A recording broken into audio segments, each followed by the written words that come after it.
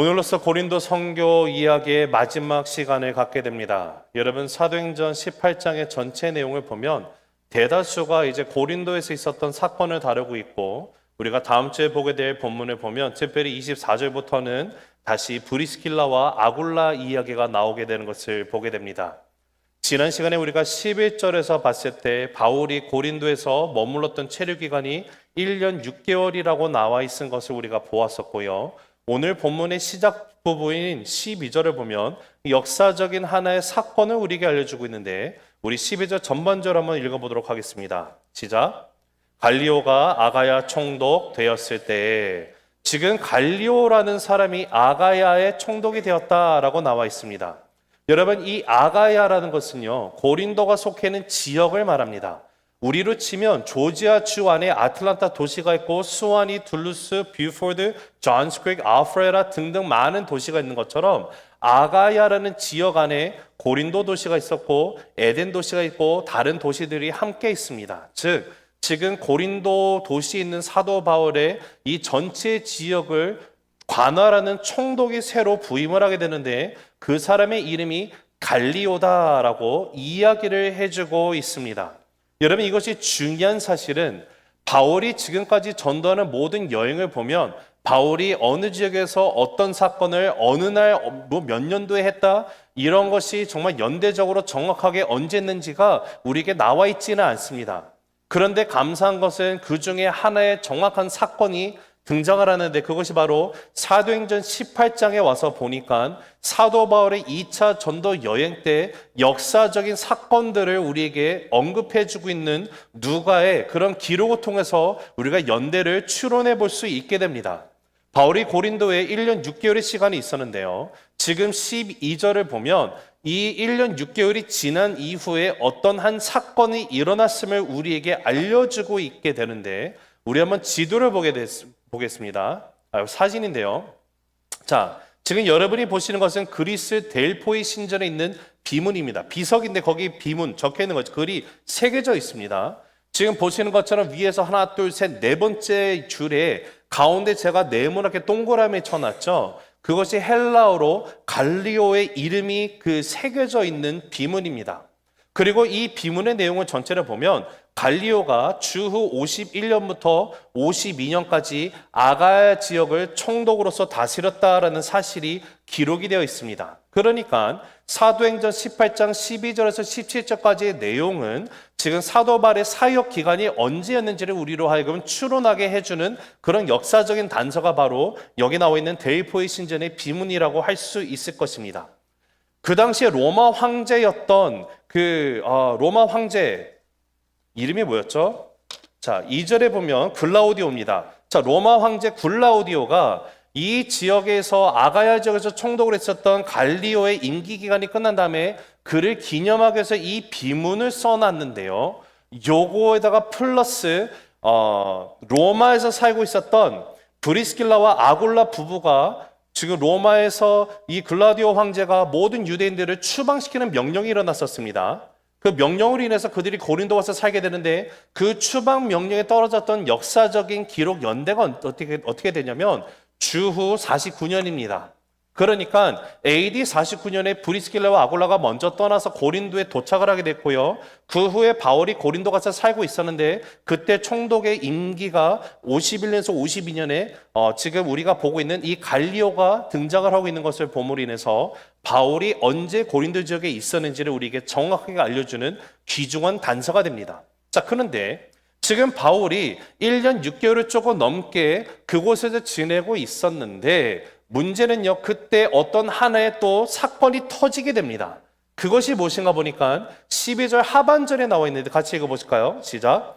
유대인이 일제히 일어나 바울을 대적하여 법정으로 데리고 가서, 여러분, 바울의 지금 일거수일투족, 지금 선교 여행의 모든 행로를 보면요, 행적을 보면 가는 곳마다 물론 박해를 받고 반기는 사람도 있지만 반대적으로 안티들이 있었습니다. 그런데 안티들 가운데 어떤 이들은 바울을 때리기도 했습니다. 물리적으로 폭행을 하기도 했고 핍박을 수없이 받았었던 바울입니다. 그런데 바울은 지금까지 단 한 번도 법적으로 고소를 당한 적은 없었습니다.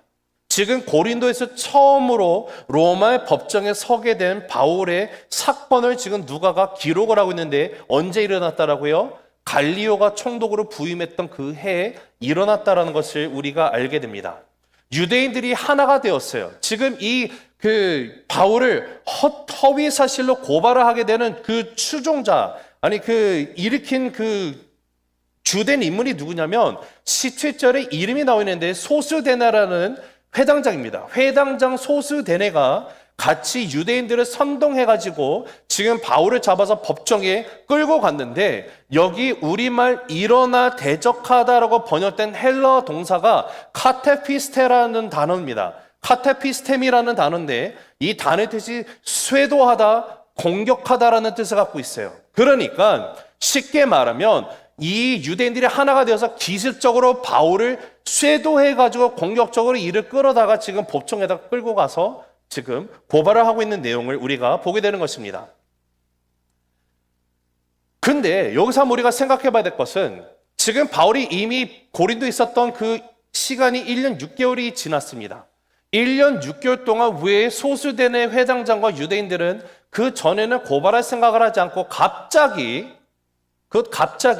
새로운 총독이 부임을 했을 때 지금 바울을 데리고 고발을 하기로 결정을 했었을까요? 여기에 대한 답은 그렇게 어렵지 않습니다. 왜냐하면 대개의 경우 새로 부임한 총독은 신임 총독은 그 현재의 사정을 잘 모르기 때문에 거기 있는 여론에 휩쓸리기 쉬웠었습니다. 휘둘리기 쉽습니다. 그리고 총독으로서 해야 되는 제일 먼저 것이 무엇입니까? 자기가 통치하는 관할 구역에 있는 사람들의 마음을 사야만 합니다. 자, 그것을 너무도 잘 알고 있는 이 유대인들이었기 때문에 지금 바울을 데려다가 고발을 하고 있는데 어떤 내용으로 고소를 하게 되는지가 우리 13절에 나와 있는데 한번 같이 읽어보실까요? 시작. 말하되 이 사람이 율법을 어기면서 하나님을 경외하라고 사람들을 권면한다 하거늘. 자, 우리말 성경에 보면 여기 율법이라고 번역된 헬라어가 노모스라는 단어인데요. 이것을 율법으로 번역한 것은 이게 적합하지는 않습니다. 이유는 물론 노모스가 유대인들이 율법을 말할 때도 노모스라는 단어가 쓰이기도 하는데 또 다르게 쓰이는 것이 무엇이냐면 로마 법을 말할 때 일반적인 법을 말할 때도 노모스라는 똑같은 단어가 쓰입니다. 이것을 로마법으로 말하는 법이라고 번역하는 게 훨씬 더 정확한 이유는 제가 조금 이따 설명을 드리겠지만 이러한 이유로 우리가 한글 성경 가운데 새 번역이라는 버전의 성경을 보면 이렇게 번역을 해놨습니다. 같이 한번 읽어보실까요? 시작. 이 사람은 법을 어기면서 하나님을 공경하라고 사람을 선동하고 있습니다 하고 말하였다. 이 사람은 노모스, 로마 법을 어기면서 지금 사람들을 선동합니다라고 지금 고발을 해야지만 로마 총독이 지금 이 사람을 바울을요 죄를 물을 수 있게 되는 거예요. 유대인들의 율법이라고 만약에 생각을 하면 전혀 문제가 되지 않습니다. 죄를 물을 수가 없어요. 그런데 그것이 아니라 로마법을 어기면서 지금 선동하고 있습니다라고 말하면 총독의 입장에서는요 이것을 그냥 간과할 수가 없는 것이기 때문에 지금 로마 제국의 법을 어긴다라고 해석하는 것이 맞습니다. 자, 당시 로마 제국 내에서는 로마 제국이 허용한 종교만이 포교 활동을 할 수 있도록 허가가 나와 있습니다. 그러니까 지금 바울이 로마법을 어기면서 불법적으로 행하고 있는 이 제목이 뭐냐? 바울이 지금 이 고린도 지역에 와서 허락도 받지 않은 채로 사이비 종교, 이 예수라는 것을만 퍼뜨리고 있다라고 지금 몰아가고 있는 거예요. 이 바울이라는 작자 때문에 선량한 고린도 시민들이 선동이 되어 있다. 사회적인 문제입니다. 이것은 정치적인 문제입니다라고 말하면서 지금 바울을 고발을 하고 있습니다. 유대인들이 이것은 마치 예수님을요 정치범으로 몰아서 십자가에 못 박아 죽게 했던 것과 동일한 겁니다. 바리새인들과 대제사장들, 서기관들이 예수님을 죽일 수가 없었죠. 왜요? 유대 율법, 유대법에는요 그들이 죄를 물어갖고 사형을 집행할 수 있는 권한이 없었습니다. 그러다 보니까 지금 예수님을 십자가형에 죽게 하기 위해서 그들이 썼던 계략이 뭐예요? 예수님의 정치범을 몰아가지고 그 당시에 그 유대 총독이 누구였습니까? 본디오 빌라도. 본디오 빌라도에 가서 이르는 거잖아요. 고발하는 거잖아요. 아니, 로마 황제는 한 분인데 이 예수라는 작자가 자기가 왕이라고 말하면서 이 정치 법문을 몰아가지고 십자가형까지 받아낼 수 있었던 이유가 거기 있는 거예요. 자, 이와 마찬가지로 지금 유대인들이 동일한 수작으로 지금 바울을 제거하기 위해서 새로 부임한 총독에게 데려가서 지금 이렇게 이야기하고 있습니다. 만약에 여러분이 바울의 상황이라고 하신다면 여러분은 어떻게 반응을 하시겠습니까? 여러분, 지금 바울에게 있어서는요, 지금 내가 하지도 않은 일을 모함을 당하고 있습니다. 게다가 지금 새로 부임한 총독의 입장에서 보면 지금 내가 이 지역을 잘 다스리고 관할을 해야 되는데 나에게 이 관할 구역 가운데 내가 통치하는 기간 가운데 어떤 걸림돌이 된다? 만약에 이게 라이어빌리티가 된다? 그러면 제거해야만 합니다. 그것을 너무도 잘 알고 있는 유대인들이 와서 정치법으로 자신을 몰아가고 있어요. 그 말이 뭐예요? 이 잘못하면은요, 지금 바울은요, 내일 뜨는 태양을 보지 못할 수도 있다라는 거예요. 죽을 수도 있는 상황이에요. 여러분, 그런데 우리의 인생도 비슷하지 않습니까? 물론 바울처럼 우리가 죽음으로 이렇게 내몰아치게 되는 그런 상황은 없는다 할지라도 우리도 분명히 억울한 것을 경험할 때가 있습니다. 누군가가 나를 모함합니다. 내가 하지도 않은 일을 가지고 했다고 말합니다. 시기와 질투에서 나를 모함하고 나를 생매장하려는 그런 악한 무리들 만날 수 있다는 것이에요. 그러나 사랑하는 우리 세스명 가족 여러분, 우리가 그런 것을 인생에 경험할 때 우리가 어떻게 될까요? 그럼에도 불구하고 항상 기뻐할 수 있는 우리 모두가 되기를 간절히 주의 이름으로 축복합니다. 왜 그렇습니까? 우리는 선하신 하나님을 믿는 성도이기 때문에 그래요. 아멘이십니까?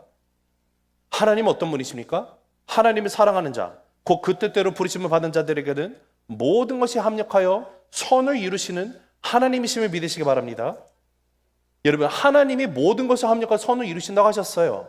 이 모든 것은 무엇을 말합니까? 억울한 일, 고통, 나이가 누명 쓰는 거, 뭐 감옥에 들어가는 일, 질병, 뭐 경제적인 어려움, 부부간의 갈등, 뭐 갈라짐 등등 많은 안 좋은 일들 플러스 좋은 일들 다 포함한 걸 말하고 있어요. 모든 것이 합력하여 선을 이룬다. 사랑하는 성도 여러분, 여러분의 인생 가운데 모든 것이 합력하여 선이 이루어지기를 원하십니까? 거긴 전제 조건이 붙어요. 하나님의 말씀하신 전제 조건은요, 하나님을 사랑하는 자들이에요. 여러분, 하나님 사랑하십니까? 여러분, 하나님의 부르심을 받았습니까? 하나님의 뜻대로 부르심을 받은 저와 여러분이 하나님을 정말로 지극히 사랑하고 나아간다면 하나님은 분명히 우리 인생에 있는 모든 것을 합력하여 선을 이루심을 믿으시기 바랍니다. 여러분, 바울의 인생이 그랬어요. 오늘 바울은 굉장히 위협적이고 억울한 상황 가운데 놓여 있음에도 불구하고 바울은 놀랍게도 침착하고 두려워하지 않는 담대함 가운데 있음을 우리가 생각하게 됩니다.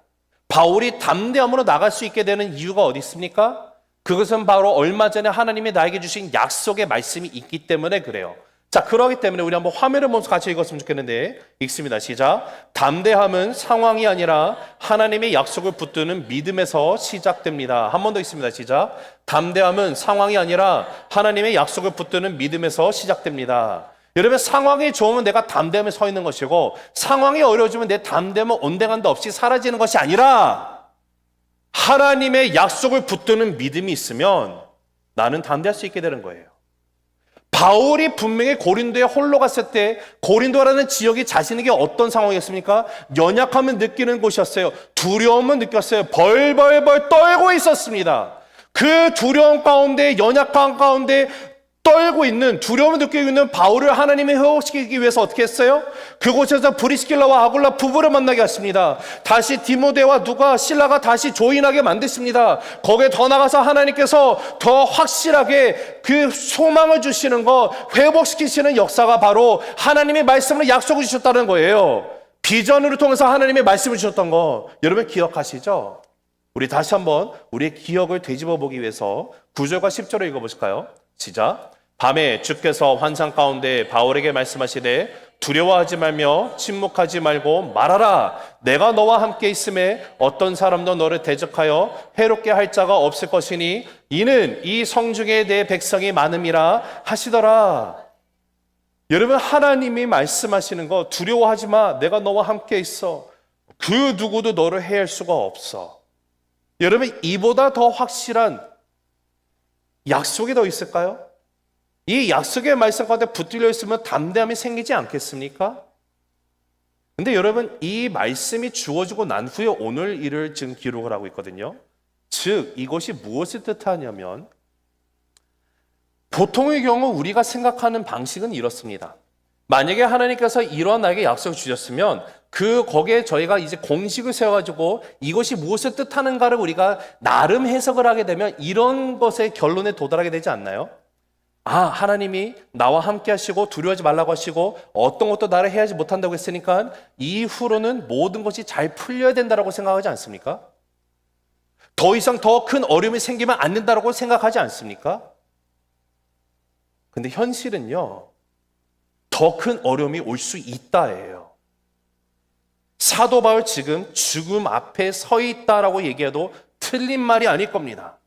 현실은요, 더 큰 어려움을 직면할 수 있다는 사실 우리 잊지 말아야만 합니다. 그런데 하나님이 주신 이 약속의 말씀이 바울의 환경을 바꾸지는 않았지만 바울의 마음을 지켜주고 있음을 여러분 우리가 함께 보게 되기를 원합니다. 하나님의 약속의 말씀은요, 현실보다 더 큰 힘이 있습니다. 현실이라는 것은요, 우리를 믿음을 그냥 송두리째 흔들고 두렵게 만들지만 하나님의 약속은요, 우리 안에 담대함과 평안을 주는 능력이 있습니다. 사랑하는 우리 새생명 가족 여러분, 우리가 하나님의 약속을 기억을 한다면 어떠한 상황 가운데서도 두려움을 몰아내고 담대해질 수 있는 것이에요. 말씀이 나의 중심을 붙들고 있어야 돼요. 내 중심이 말씀 가운데 붙들려 있어야 돼요. 그럴 때 시편 기자가 말하는 것처럼 시편 119편 105절에 뭐라고 말합니까? 주의 말씀은 내 발의 등이요 내 길의 빛이니이다. 하나님의 말씀이 내 발의 등이 됩니다. 내 길을 훤히 비추이는 내비게이션이 됩니다. 하나님의 약속의 말씀을 기억하는 자 결단코 흔들리지 않을 수 있어요. 처음에는 흔들릴 수 있죠. 그러나 내가 완전히 흔들려서 뿌리째 뽑히는 것이 아니라 흔들흔들 거릴 때 내가 약속의 말씀을 떠올리고 그 말씀을 붙들면은요, 그 말씀이 나의 믿음의 근거가 된다라는 거예요. 그때 나는 담대함으로 이 땅 가운데 굳건히 서 있을 수 있다라는 사실이에요. 여러분, 우리의 인생 가운데 어려움 가운데 하나님의 약속의 말씀 여러분 떠올리고 계십니까? 약속의 말씀을 삶 가운데 실제로 의지하고 살아가고 계시느냐 말입니다. 저에게 너무도 위로와 큰 은혜, 항상 감사, 제가 잊지 않기 위해서 맨날 부단히 노력하고 기억하려는 말씀이 바로 이사야서 43장 1, 2, 3절에 나와 있는 약속의 말씀이에요. 우리 한번 같이 읽어보실까요? 시작. 너는 두려워하지 말라. 내가 너를 구속하였고 내가 너를 지명하여 불렀나니 너는 내 것이라. 내가 물 가운데로 지날 때에도 내가 너와 함께 할 것이라. 강을 건널 때에 물이 너를 침몰하지 못할 것이며 내가 불 가운데로 지날 때에 타지도 아니할 것이요 불꽃이 너를 사르지도 못하리니 대전하는 여호와 내 하나님이요 이스라엘의 거룩한 이요 내 구원자임이라. 여러분 믿으십니까? 하나님의 약속의 말씀이 있으면요, 담대함이 생겨요.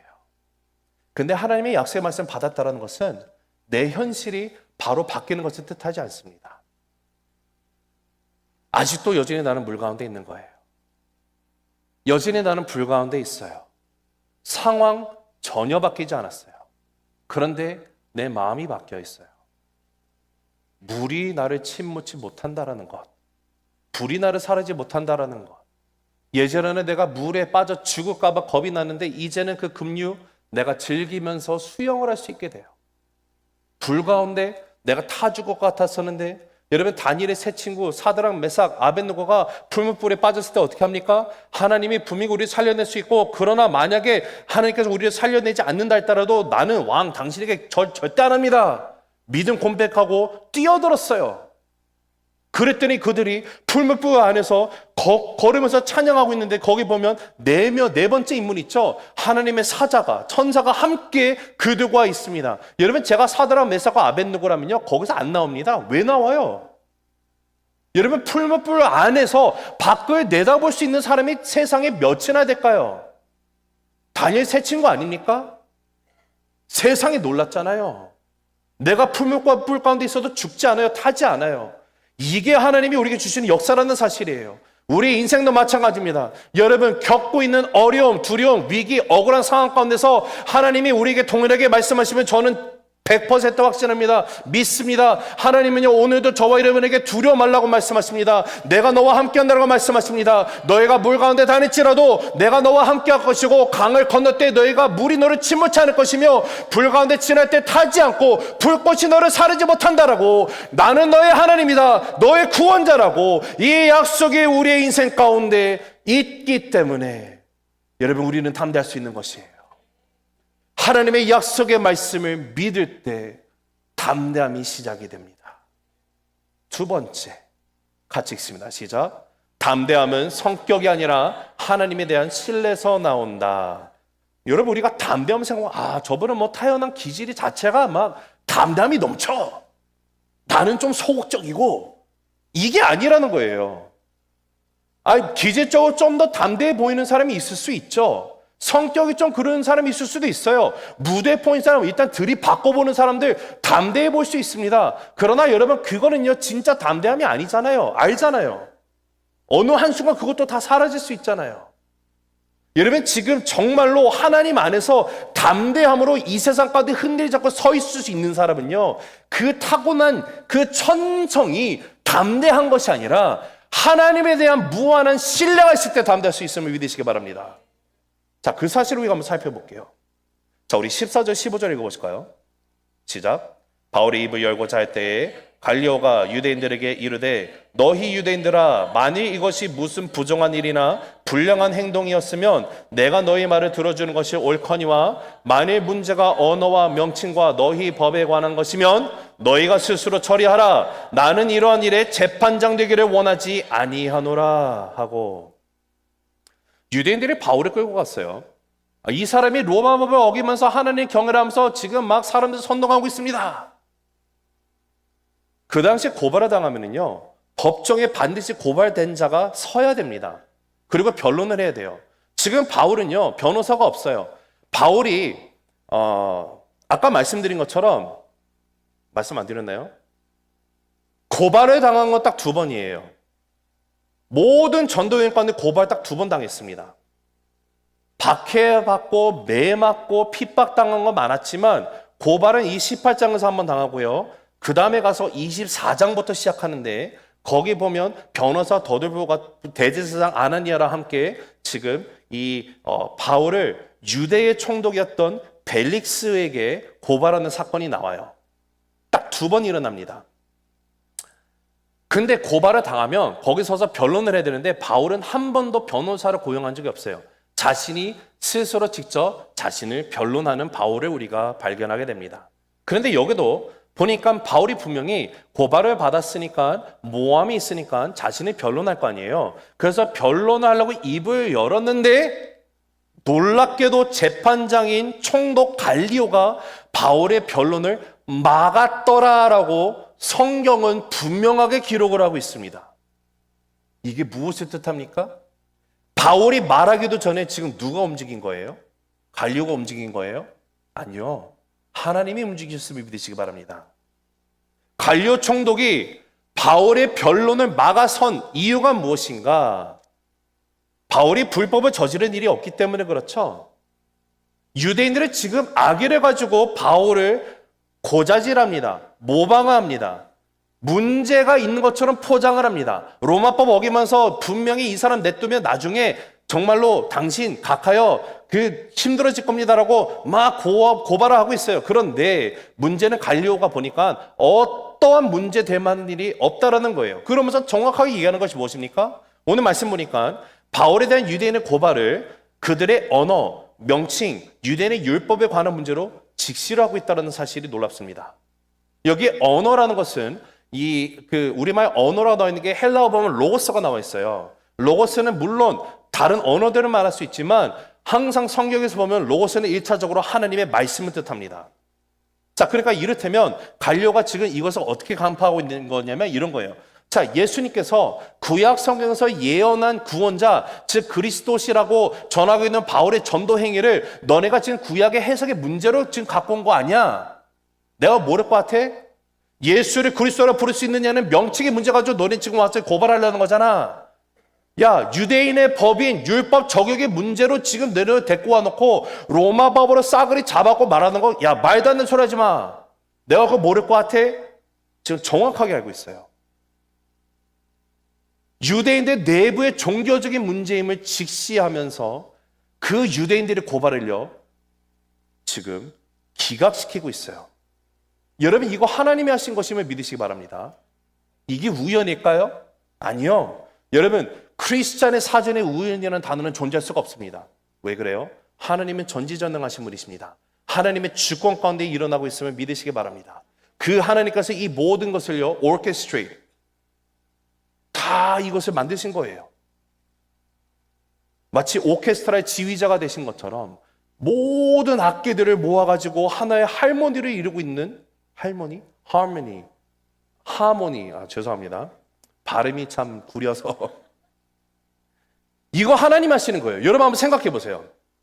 자, 왜 하필 이 시기에 아가야라는 곳에 총독이 새로 부임하게 됐습니까? 그리고 부임된 총독의 이름이 뭐예요? 갈리오다. 갈리오가 총독으로 새로 부임했을 때 바울이 고소를 당했습니다. 그런데 이 고소를 당하게 된 것도 하나님의 섭리예요. 왜냐하면 생각해 보세요.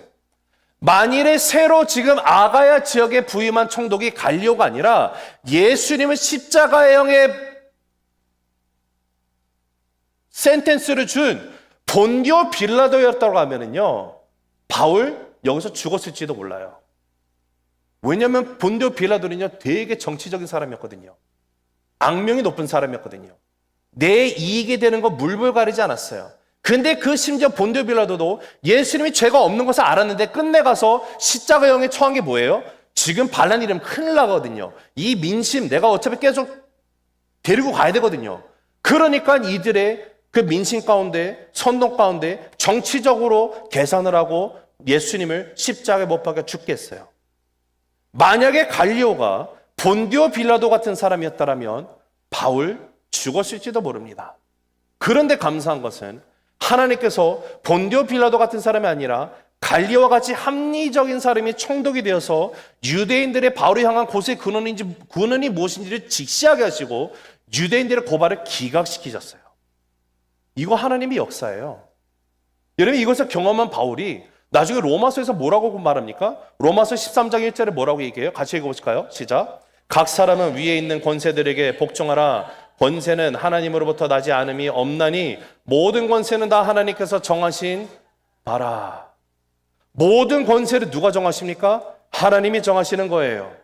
바울이 고소를 당할 때 하나님이 그것을 미리 아시고 갈리오라는 사람을 미리 총독으로 하나님이 세워놓으신 거예요. 이 사건을 굉장히 합리적으로 판결을 내릴 수 있는 갈리오로 하나님이 준비시켜 놓으신 거예요. 그리고 유대인들이 이렇게 모함하는 거, 이 모든 것을 기각시킵니다. 바울이요, 여기서 지금 이 고발된 내용이 기각이 되므로 해서 바울이 얻게 되는 이득이 있어요. 어마어마하게 큰 베네핏인데 그 베네핏이 뭔지 혹시 아십니까? 지금 이 갈리오 총독이 여기서 야, 바울 무죄야, 너네가 말한 거 얼토당치 않아 라고 판결문을 내려놨기 때문에 바울은 이후로 자유의 몸이 되어가지고요, 어딜 가든지 구애받지 않고 복음을 전하게 돼요. 여러분, 이것이 우연입니까? 아니요.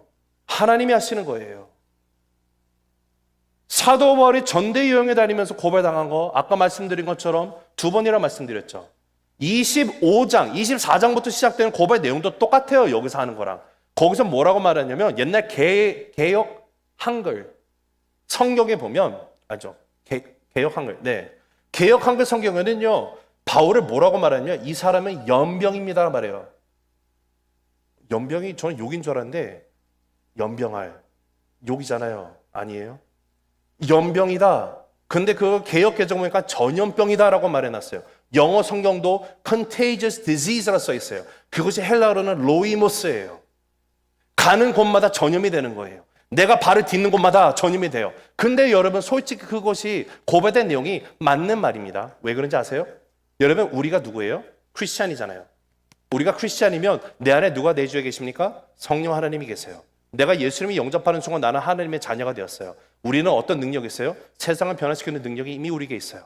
그 말은 내가 발을 밟는 곳마다 예수님이 전염되어지는 여러분 모두가 전염병이십니다. 이 뉘앙스가 좀 그러네요. 할렐루야. 노맨이십니까? 아멘이죠. 아멘이에요. 아멘. 근데 그때 바울이 고발당했을 때 뭐라고 말하냐면, 자, 25장 10절 11절 한번 보실게요. 시작. 바울이 이르되 내가 가이사의 재판자리 앞에 섰으니 마땅히 거기서 신문을 받을 것이라. 당신도 잘 아시는 바와 같이 내가 유대인들에게 불의를 행한 일이 없나이다. 만일 내가 불의를 행하여 무슨 죽을 죄를 지었으면 죽기를 사양하지 아니할 것이나, 만일 이 사람들이 나를 고발하는 것이 다 사실이 아니면 아무도 나를 그들에게 내줄 수 없나이다. 내가 가이사께 상소하노라 한데, 이 사람들이 나를 고발하는 것이 다 사실이 아니면, 다르게 말하면 저 예전에도 똑같은 걸로 고발 당했었거든요. 그때도 판결문은 사실이 아니었다라고 나왔었습니다. 그것이 갈리오 총독이 내린 판결문인데 한번 읽어보십시오. 지금 그들이 지금 나를 고발하는 거 그때나 지금이나 똑같습니다. 그러하기 때문에 아무도 나를 넘길 수 없습니다. 그러나 내가 어떻게 한다라고요? 가이사께 상소를 합니다. 나를 로마로 보내주십시오. 왜 바울이 로마로 가고 싶어 합니까? 하나님이 바울에게 얘기하지 않으셨어요? 말씀하셨어요. 너의 final destination, 최종 목적지는 로마여야 한다. 여러분, 갈리오의 판결 때문에 바울은 어딜 가든지 이후로 자유롭게 복음을 전하게 돼요. 고발당하는 거 25장에 가서 나와요. 유대인들이 바울을 로마법으로 죽음에 몰아넣으려 했지만 하나님은 미리 아시고 바울을 위해서, 아니 예수 그리스도의 복음의 사역을 위해서 아가야 총독으로 갈리오를 세워놓으신 거예요. 다시 선포합니다. 하나님을 사랑하는 자, 곧 그 뜻대로 부르심을 받은 자들에게는 모든 것이 합력하여 선을 이루느니라. 여러분, 모든 것이 합력하여 선을 이루시는 그 하나님을 신뢰할 수 있는 우리 모두가 되기를 간절히 소망합니다.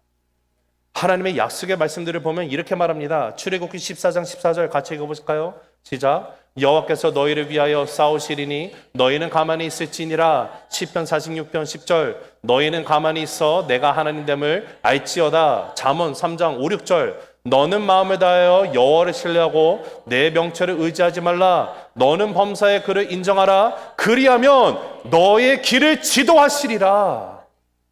아멘이십니까? 우리 사랑하는 새수명 가족 여러분, 우리도 억울한 상황 당할 때 있잖아요. 누명 쓸 때 있잖아요. 모함 받을 때 있잖아요. 그때 하나님을 신뢰하시기 바랍니다. 우리의 담대함이라는 것은요, 하나님을 신뢰하는 그 깊이에서 담대함의 깊이가 나오게 되어 있어요. 내가 하나님의 선하심을 바라보지 않으면 우리는 상황과 사건에 눈을 들어 집중하기 시작을 합니다. 내가 상황과 사건을 집중하기 시작을 하면 내 마음 가운데 평강은 온데간데 없이 사라지고 두려움만 남게 되어 있습니다. 그러나 모든 것이 합력하여 선을 이루시는 그 하나님을 눈을 들어 바라보며 신뢰하기 시작할 때 비로소 우리는 담대함으로 이 신앙의 여정을 살아갈 수 있게 됩니다. 말씀을 맺습니다. 여러분, 우리의 인생 가운데 주어지는 이 담대함이라는 것은요, 상황으로 인해서 담대할 수 있는 것이고 담대하지 못하는 것이 아니라 하나님의 약속의 말씀을 믿는 그 믿음에서 시작이 되는 것이 담대함입니다. 담대함은 내가 성격적으로 담대하기 때문에 담대할 수 있는 것이 아니라 하나님에 대한 신뢰에서 나오는 것이 담대함입니다. 사도 바울도 분명히 고린도 지역에서 두렵고 떨며 연약한 가운데 있었습니다.